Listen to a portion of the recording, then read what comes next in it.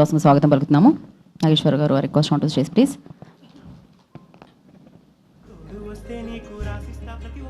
Congrats అండి. Hello,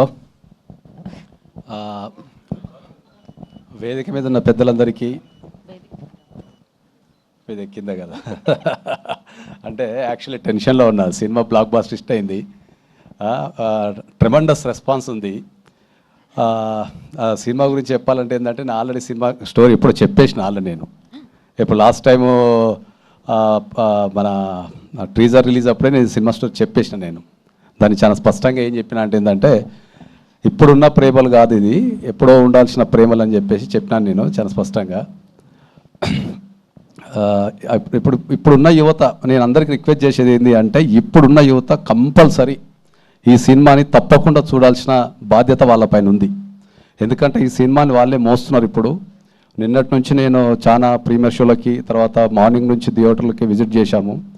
మొత్తం Housefull ఉంది. ప్లస్ ఇప్పుడు బాగా పెరిగిపోయింది కూడా, థియేటర్స్ కూడా పెంచారు. ఇప్పుడు ఇంకా ప్రత్యేకంగా చెప్పాల్సింది ఏంటి అంటే ఇప్పుడు మనం ఇండస్ట్రీలో పైరసీ మీద మనము కొట్లాడుతున్నాం కదా, దీన్ని ప్రతి ఒక్కరికి ఈ కథ ప్రతి ఇంటికి చేరాలని, ప్రతి ఒక్కరు చూడాలని చెప్పేసి ప్రత్యేకంగా ఈ సినిమాని 99 రూపీస్కే మీ ఊర్లో మీ దగ్గరలో ఉన్న థియేటర్లో ఇస్తున్నారు. కాబట్టి డెఫినెట్లీ ప్రతి ఒక్కరు ఎస్పెషల్లీ యూత్ చూడాల్సిన సినిమా అని చెప్పేసి నేను చాలా రిక్వెస్ట్ చేస్తున్నాను.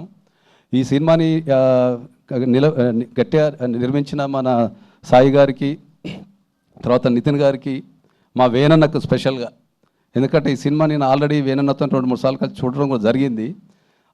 స్టోరీ సెలెక్షన్లో కానీ సాయి కంఫర్ట్కి ఇచ్చిన ఆ ధైర్యం కానీ, ఈ సినిమా వెనుక మొత్తం నిలబడి ప్రతి దగ్గర నుండి చూసుకున్న వేణన్నకు కానీ, ఈ సినిమా రిలీజ్కి సహకరించిన బన్నీ గారికి, వంశీ గారికి కానీ ప్రత్యేకంగా నేను కృతజ్ఞతలు చెప్పుకుంటున్నా. ఇంకా ఈ సినిమా గురించి కనుక చెప్పాల్సి వస్తే కనుక నేను ఇప్పటికే ఒక 3-4 సార్లు చూసిన, నేను ఇంకా చూస్తూనే ఉన్నా.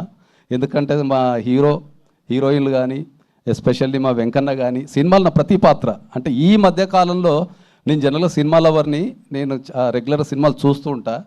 గత 2-3 సంవత్సరాల నుంచి, అంటే 2-3 సంవత్సరాలు కాదు, గత ఒక 10 ఇయర్స్ నుంచి ఇంత ఇంటెన్స్ ఉన్న లవ్ స్టోరీ అయితే నేను చూడలేదు ఎక్కడ కూడా.